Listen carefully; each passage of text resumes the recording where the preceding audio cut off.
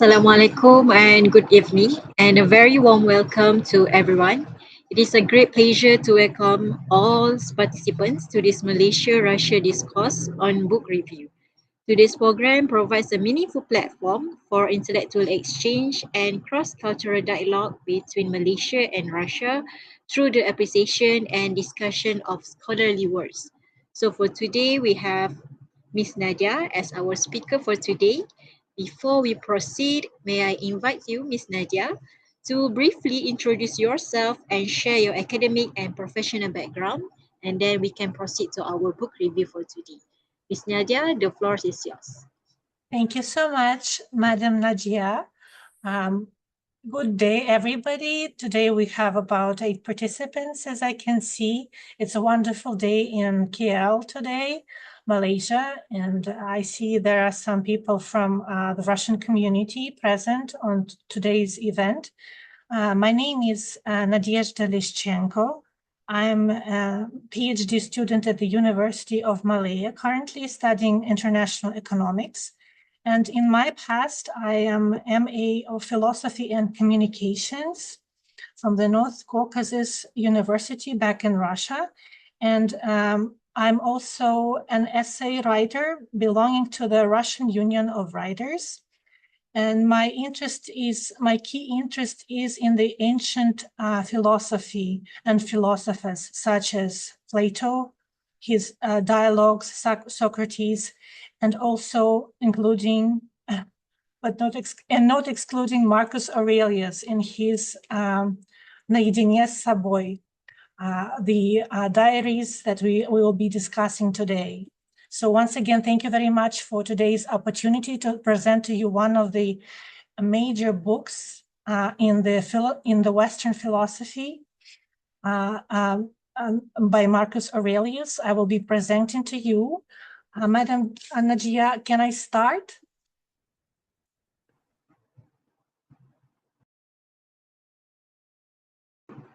Yeah, sure, please. Okay, so let me start by sharing the slides I created. Just a second.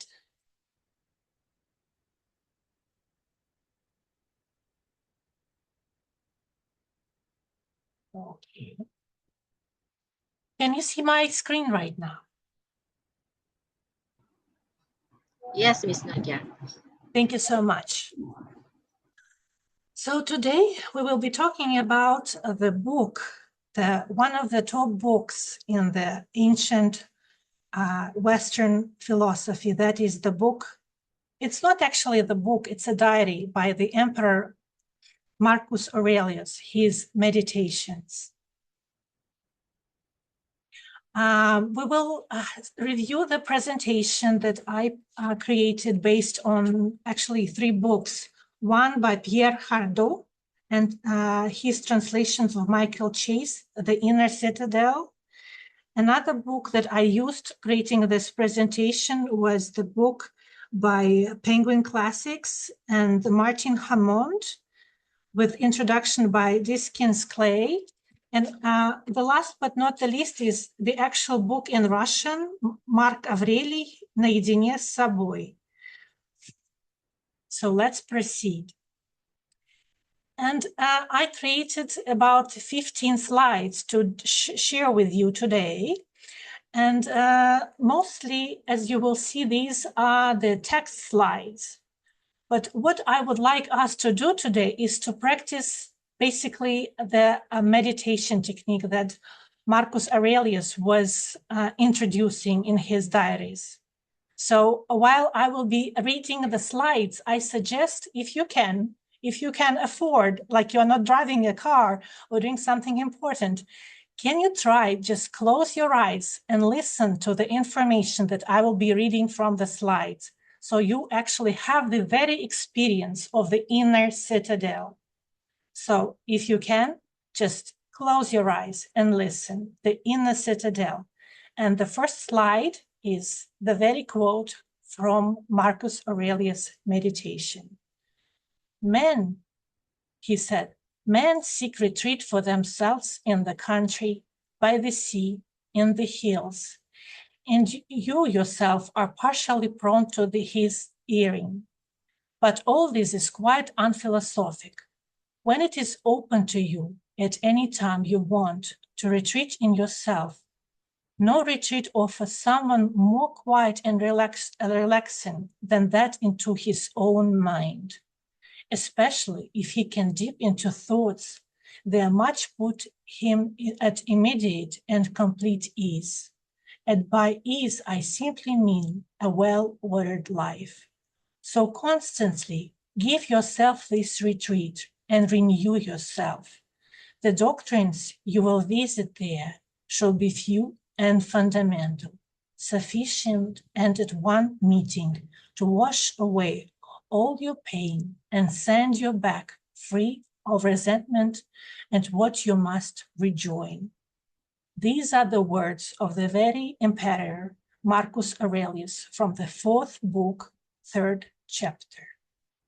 So let's review this book together today. And like I said, you can listen to the presentation with your eyes half closed, so you not only perceive the information from me, but also reflect on it from your inner citadel. Let's proceed. Address to himself. Ta eis hauton. Marcus Aurelius' meditation is unique in classical literature. It is quite personal and philosophical diary written in Greek. No intention on publication whatsoever. To himself is the better title for this collection of writings. The first printed version came out in 1559. It was an honest reflection on human life and death in the perspective of eternity. They have power to challenge, encourage, or console, belief in unity of all things, and a firm belief in interfusion of the human and divine. We possess a book that reserves a record of his thoughts as he withdraws from the external pressures and burdens of rule and warfare into himself in order to reassert his rule over himself. This inner retreat is his fortress, his inner citadel. And here I would like to add on top of this slide a comment. Everybody knows this saying, divide and rule. There are many readings of this line, divide and rule, but here the divide comes in terms of divide the inner life and the outer life. And once you hear your voice inside your inner life, you come to the cosmos, to your internal cosmos, then you can rule yourself and rule whatever is given the chance you're ruled in the outer space, in the material world. That's just a thought that I came across with while reading the slide and the meditations. So let's proceed. Who was Marcus Aurelius? Marcus Aurelius and Battle of Every Day. Marcus Aurelius was born on April 26, AD 121, and died on the northern frontiers of the Roman Empire on 17 March AD 180. In his meditation, Marcus Aurelius describes himself quite humbly as a male, mature in years, a statesman, a Roman, a ruler. When he wrote this simple description of himself, he actually was an emperor. Marcus Aurelius spent most of his life as an emperor, about 20 years. The empire was struck by natural catastrophes and wars during this period, flooding of Tiber, earthquakes, and above all, the terrible plague epidemic. He was the last of the long series of adoptive emperors. In other words, he was not born to the royal emperor family. He was an adopted son. This era of more than 80 years was called as a golden age for humankind, especially the ruling of Marcus Aurelius. The Meditations voice. There is no work quite like Meditations in Greek or Roman philosophical literature. The emperor wrote his Meditations in Greek, Greek was the language in which philosophy was taught, and it was a language that Marcus preferred to Latin for the purpose of withdrawing inwards, meditating, and clearing his mind. A symptom of the shift in location of the self between the reflective pronouns yourself and himself is noticeable.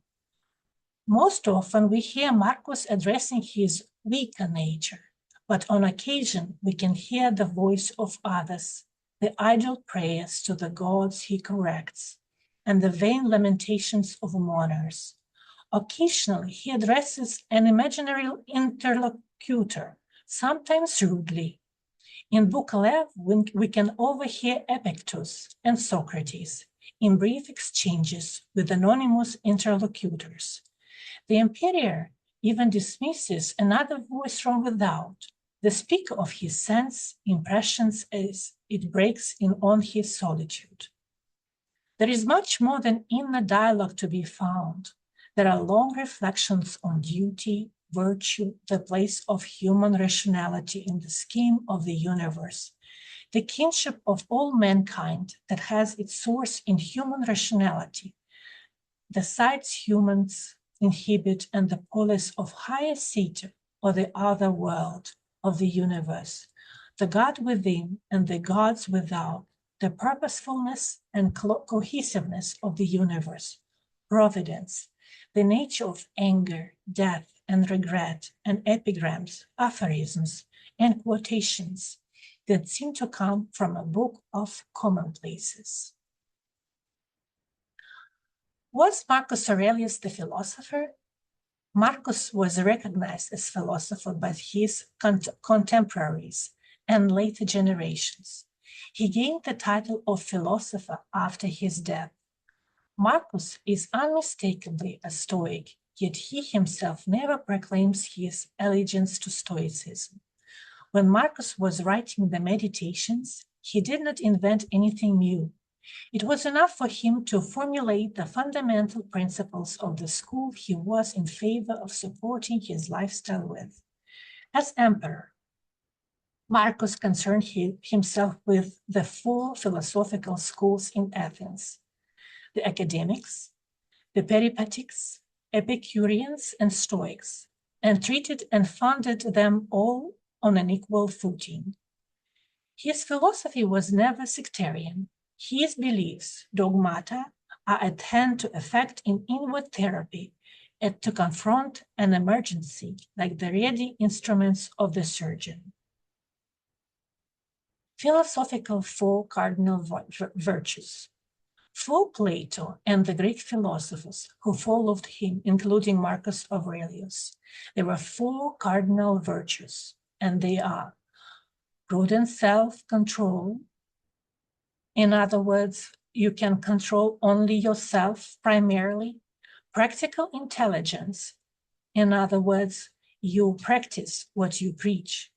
Courage and justice. In other words, respect for other people while you rule your own practices. Okay. Marcus Aurelius embraced and exhibited all of these.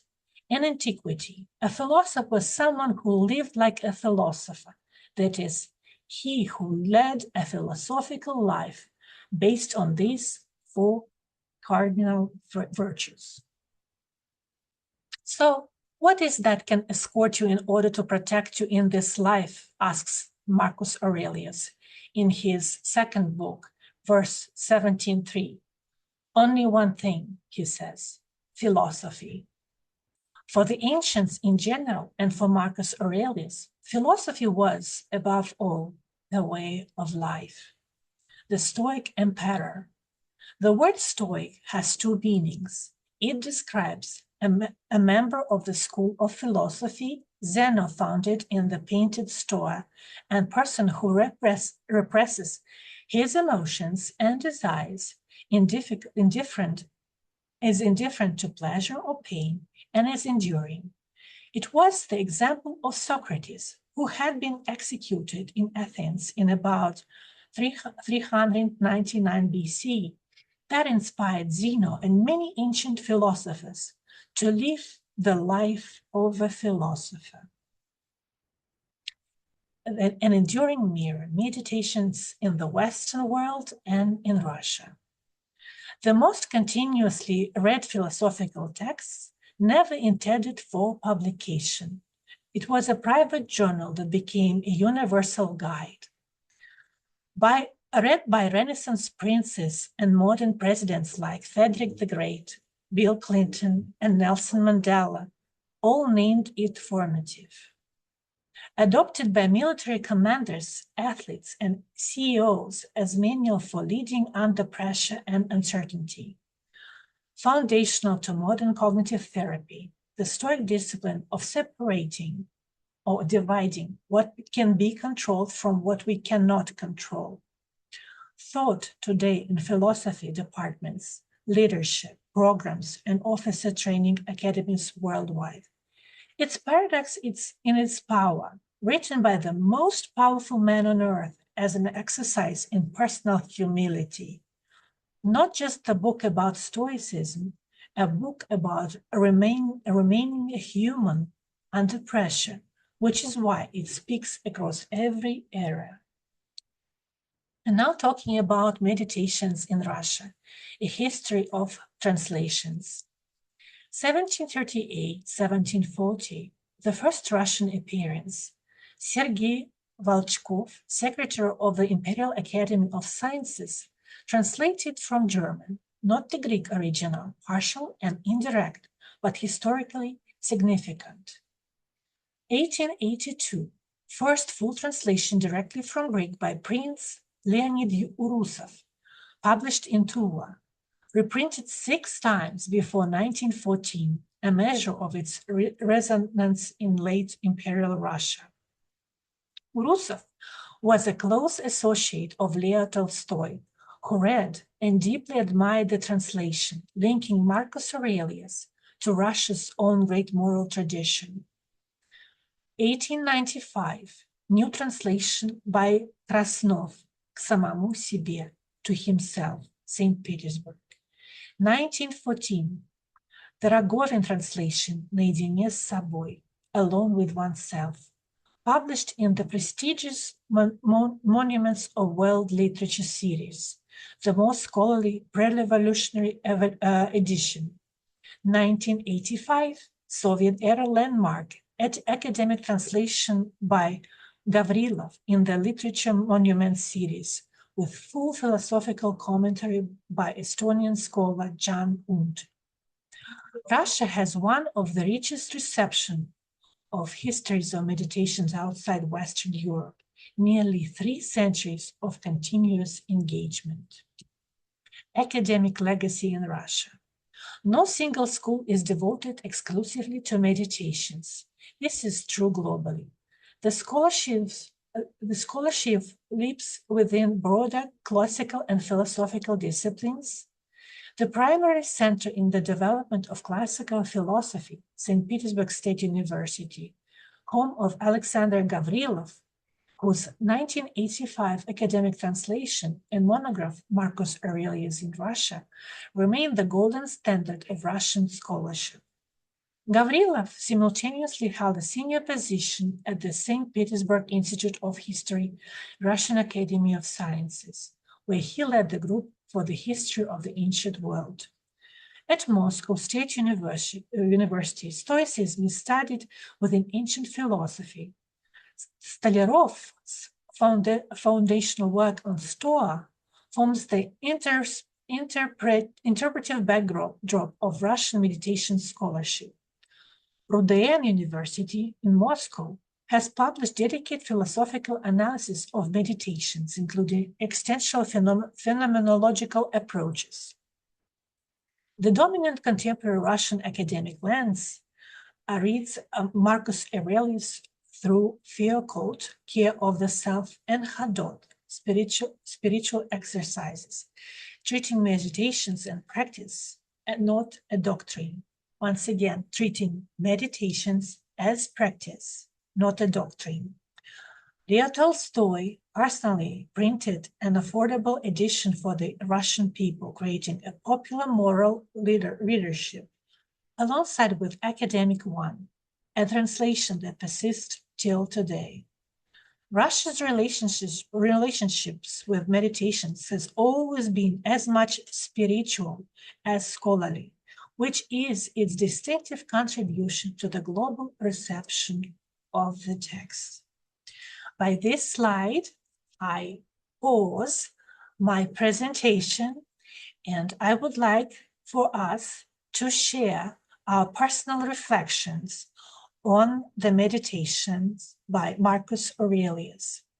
And first of all, I would like to pause not only my presentation, but ask a question to everybody who is listening to me right now.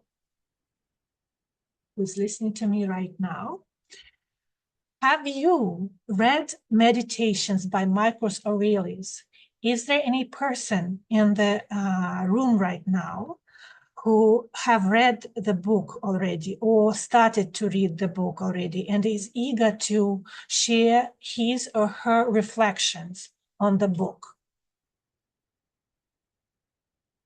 Can you somehow introduce yourself to the group by raising your hand and sharing your reflections? Anybody?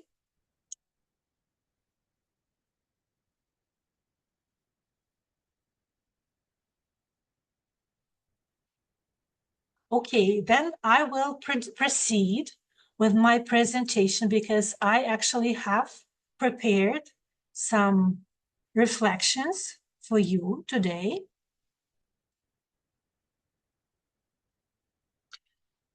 And my reflections are the following. If you open up the book, Meditations by Marcus Aurelius, you will see it consists of 12 chapters or 12 books. I suggest to look at this book as the 12 hours or 12 months of the year. Marcus Aurelius started writing his book when he was 39 years old, when he became an emperor. And he was an emperor for 20 years. So he was carrying this diary and making notes for about 20 years. And he himself organized this book in such a way that it contains 12 books. If you take the book Meditation and open it up, the very first book starts with the Thanksgiving notes to everybody in his life. He was very thankful for teaching him a lesson. It's a very good example of how to start your, adult journey in life. You start your life with a big thank you to all the teachers that contributed into your life. Then, if you open up the book number 2, you will read a fundamental belief of Marcus Aurelius. The book says, say to yourself first thing in the morning. So basically, this is how Marcus Aurelius was starting every morning. He was making notes in his diary. So say to yourself first thing in the morning, today I shall meet people who are meddling, ungrateful, aggressive, treacherous, malicious, unsocial. All this has afflicted them through their ignorance of true good and evil. But I have seen that the nature of good is what is right, and the nature of evil what is wrong. And I have reflected that the nature of the offender himself is akin to my own, not a kingship of blood or seed, but a sharing in the same mind, the same fragment of divinity. Therefore, I cannot be harmed by any of them, as none will infect me with their wrong. Nor can I be angry with my kinsman or hate him. We were born for cooperation, like feet, like hands, like eyelids, like rows of upper and lower teeth. So to walk in opposition to one more another is against nature. and anger or rejection is opposition. This is, to my understanding and reading of the book Meditations for 5 past years of my personal life, I noticed this belief of unity of humankind despite its differences from the first look. The inner citadel view of Marcus Aurelius of unity of humankind is one of the core beliefs he's discussing in his book, in all his 12 chapters of books of his diary. Then the other thing I noticed, if you take the word Roma, which is Roma, the city, and read it backwards, amor, it mirrors the very word of love. Amor in Latin means love.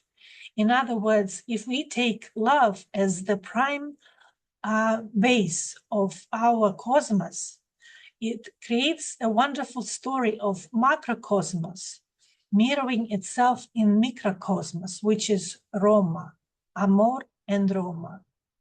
Another thing, as I mentioned in my presentation, Marcus Aurelius was a philosopher who was actually inspired by Socrates and Plato. Socrates was the father of the Western philosophy, and Plato is one of his students who recorded his teachings. Among with them was a dialogue named Alcibiades I, and Symposium. These two dialogues, Alcibiades first and Symposium, were considered by classical philosophers the key to understanding true leadership. Alcibiades I, in Plato's dialogue, is the gateway dialogue. It begins with self-knowledge, or know thyself, nocete ipsum, which reads as the necessary starting point of all the philosophy and leadership.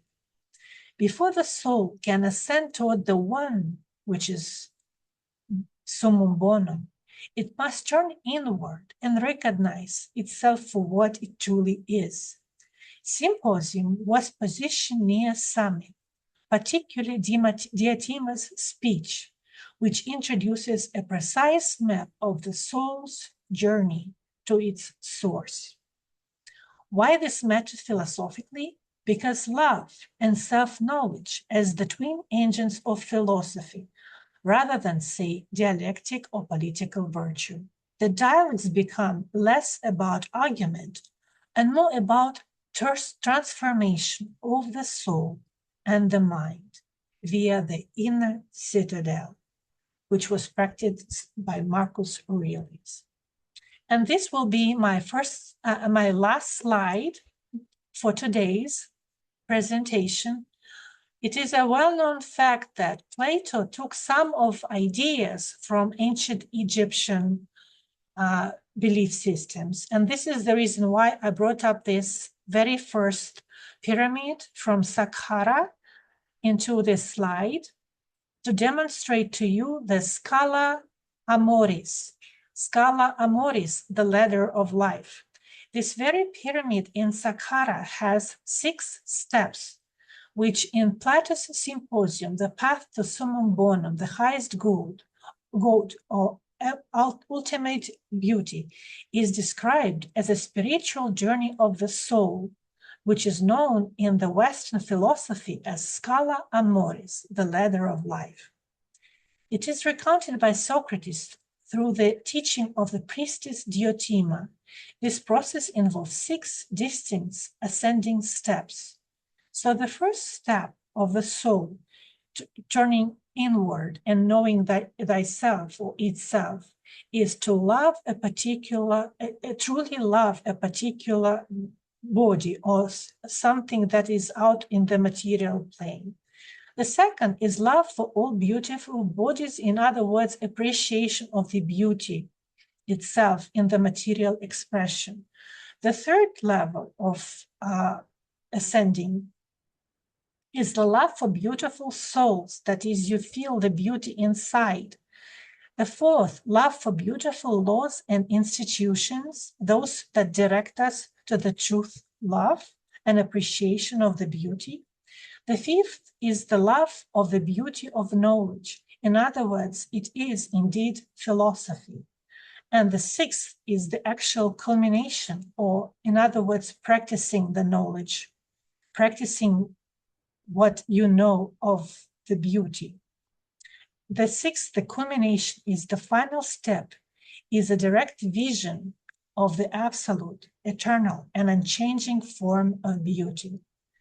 The purpose of this Scala Amoris is this. This is the summum bonum, the ultimate source of everything good. At this peak, the philosopher experiences true virtue and achieves the highest state of human fulfillment. So this was the ladder of love, Scala Amoris. This was the presentation of Roman Emperor. My presentation based on the meditations by the Roman Emperor Marcus Aurelius. And now I would like to open the floor to everybody to discuss the presentation I just shared with you. Maybe make your own reflections for today. Share your insights of possible readings of the meditations. Thank you very much, Ms. Nadezhda, Thank for the insightful and engaging presentation. This is actually my first time learning about Marcus Aurelius, and I found the discussion very fascinating. And I do have two questions, or is it anyone wants to ask first? Okay, I will take my turn. Okay, I do have two questions about the meditation. As I said before, this is my first time learning about the Marcus Aurelius on meditation. Okay, first question is, which part or the passage of the book resonate with you the most and why? That is the first question. And the second question is, are there any ideas in meditation that you disagree with or find difficult to apply in modern society? you. Thank you very much for the question. Let me bring this slide. I think I will bring this slide and share with you once again. Let me share with you this thing. I started reading meditations about 5 years ago. No, okay, share. Okay. I started reading meditations 5 years ago. And my personal experience with the book, the meditations, it is the kind of reading you cannot just say, I read meditations and I put them aside. No, this reading actually captures you. You start piercing through the pages that Marcus Aurelius scribed in his most precious time of, a lot of pressure as such by the outer world. So he was in his inner citadel, basically working through to the source to get the right answers to his questions. He's questioning himself. So this book, it draws your attention, and once you get it on your table as such to read, you start reading and going deeper and deeper and deeper together with Marcus Aurelius. And to your first question, which passage drives me the most, I would say the whole book, the entire book. It's on my table. It's on my table together with, let's say, Plato's dialogues, together with the Bible. I read the Bible to get some answers to my questions. I read Vedic scriptures as well. This is also part of my readings routine. But meditations is on my table for the past 5 years. And one of the key passages for me is actually his first book, the Thanksgiving, the gratitude, because he actually sets an example of gratitude to material teachers in his life for giving him valuable lessons. This is how he starts. He's a wonderful example of a person to be. Okay, so this is the answering to your first question. And your second question, if there are passages with which I disagree, honestly, I feel like I'm in the mode of going through the passages as if I'm consuming the information, and I'm trying to practice some of the things he is mentioning in the book. And at this point, there are no things I cannot disagree with, because his basis core belief is that all humans are one. He talks about oneness is supreme, and I completely agree with this belief of his. Is carrying through the book. So I would say these are the two ways I would answer to your two questions for now. Wonderful. Thank you, Ms. Nadia. Thank you so much for the wonderful question, Madam Najia. All right, I will open the question from all the participants. If you have any ideas to be shared or any question about Marcus Aurelius or anything that within this discussion, feel free to ask. Hello. Hello. I want to ask questions, not questions, but sharing something. I'm a student from University Utara Malaysia. Of course, I'm participating with the political campus, and most of the students here, holding or adhere the Machiavellian's principle. They read the Prince and also 48 Laws, but this is different view as the Marcus wrote meditations, which is the basic of the political or the basic of the leadership is love. Do you think that his idea is still relevant today in terms of politics, because a lot of people or politicians are craving for the power? Thank you very much. It's a wonderful question indeed. My thought is love is the basis for everything in our life. And it's the foundational principle. Even if, let's say, we take a Bible, Jesus Christ is teaching us, Christians, to love thy neighbor. Another question is how we put this into practice. So if we take Meditations by Marcus Aurelius, he was working all his life, and he was working especially his life as emperor for 20 years. He was reigning the emperor. He was having a daily diary where he put into practice everything he was, preaching or he was trying to achieve in his life. Like Scala Amoris, the ladder of love, he was really indeed, and in his diaries, in his meditations, putting the notes to himself to always remember to keep this oneness, to keep this love in his practices. Did I answer your question? Yes, it was wonderful view. And I want to ask you one question. In Russia, they actually practicing the real politics. How they actually view mediation's idea or the idea of the Marcus? It's a good question, but I'm not sure I'm the person to answer this question. I am the student of philosophy, let's say. My MA is from the Northern Federal Caucasus University in philosophy and communications. And my focus of personal interest, I would say, is ancient philosophy, and including Socrates, Plato, and Marcus Aurelius. So I read them basically on the daily basis. And I also practice essay writing on behalf of the Russian Union of Writers myself. So I am kind of putting into practice the principles that are being given to me on the scope that is given to me in the material plane. Did I answer your question? So I'm not a politician. I'm a member of society, but I'm trying my best to be a good citizen, let's say.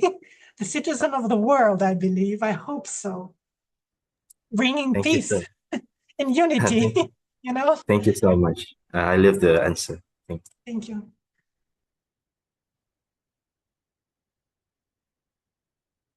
Anybody else have experience of reading meditations? Please share with us. Maybe it is also your favorite book and you are eager to share your insights.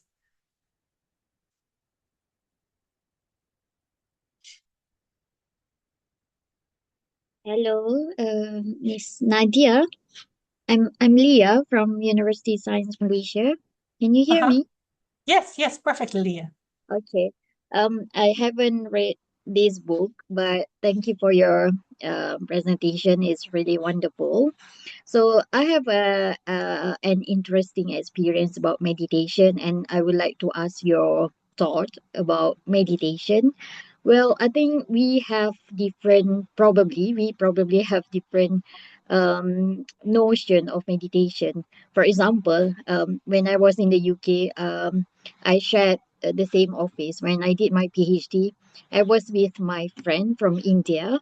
So my friend, at that time, my friend always see me performing, prayers like every day because they don't have a prayer space. So I need to perform my prayer under the stair. And then, so for her, for her, prayer is a form of meditation. But for me, at that time, I was thinking, well, I just realized it when someone came to our office, and then he was actually experiencing some difficulties in his life. So my friend actually told him, "Oh, you could ask Leah, uh, from you could ask her for meditation." And I was like, "Which meditation?" So she was like, your prayers, your prayers, that is not meditation. I told her. And then so we had the kind of debate. So for you, you know how yeah, probably like for myself, me as a Muslim, and you probably are you like are you Christian. practicing Christian? Christian, Yeah. yes. So how do you take this book as a Christian, and how does it align in what ways, and also in and also, yeah, how does it impact your life, and in what ways also you think okay, this is not meditation, this is more than that. Yeah. Yeah, what would be your thought on this? Mm-hmm. Okay, I will share my practice. Mm-hmm. First of all, I'm a Christian, yes. And at the same time, I try to read philosophical books. And Marcus Aurelius was a philosopher, like I mentioned in my presentation. He did not call himself a philosopher. He was given this title by by other people, in other words. And who is the philosopher? A philosopher is somebody who is practicing what he's preaching, right? And I also mentioned it in my slides. So, in other words, his core belief, his core principle was every people make oneness. So everybody is united on the level of the soul. And starting from this principle, he drew us to another principle, the principle of the universal love. So he was trying to conquer his ego, or I know in Islam they call it nafs, ego, nafs. So he Yeah. was trying to conquer his nafs, his ego, to deliver the universal love, this belief, into his everyday practice. So as a Christian by belief, and I understand that Islam and Christianity stem from one root, right? Avramic religions. So we all believe in oneness, we all believe in love, and we try to carry in our everyday life this principle in everything we do, in our families, with our friends, with our, I don't know, classmates. So in other words, this book by Marcus Aurelius, he did not invent anything new at all. He was just another person who did his best. He was very honest with himself. Because it was his diary, he was not trying to impress anybody. It was just somebody who found his notes after his death and actually published them because they were so truthful. So he was very truthful to himself in these diaries, in these meditations, and in his practices. And to me, I think he's a wonderful, let's say, golden standard to really follow, to be truthful, to have great ideals, and to try your best to carry these ideals to real practice. And this comes very well in my mind, in my heart, with what is being taught by Christians, by Jesus Christ. And like I said, to be taught one thing, to practice what is being taught is another thing. And really, in my daily life, I take the book Meditations, I write my own diary, and I try to practice what my teacher, Marcus Aurelius, in the form of the book is teaching me. And I have my own diary where I kind of write, okay, here I managed to conquer my nafs, my ego, and here I didn't do it. So it's a lifelong process. You work on yourself, and at the same time, you learn yourself, you rule yourself. And so I'm truly amazed at this book. And like I said, I started reading it 5 years ago when I was turning 40. So I was 39 when I found it on the bookshelf in the bookstore.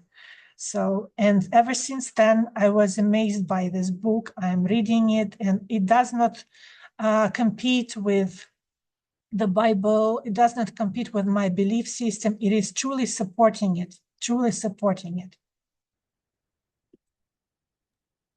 Yeah, thank you, Nadia. That's really beautiful. Thank you.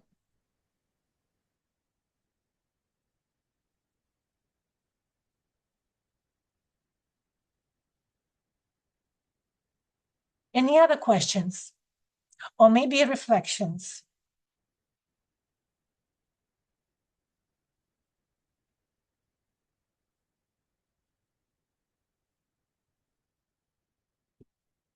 Okay, if there are no questions and no comments, I would like once again to show you one slide, which I had in my presentation. And by showing this slide, I basically would like to once again thank you all for joining us today. Share slides.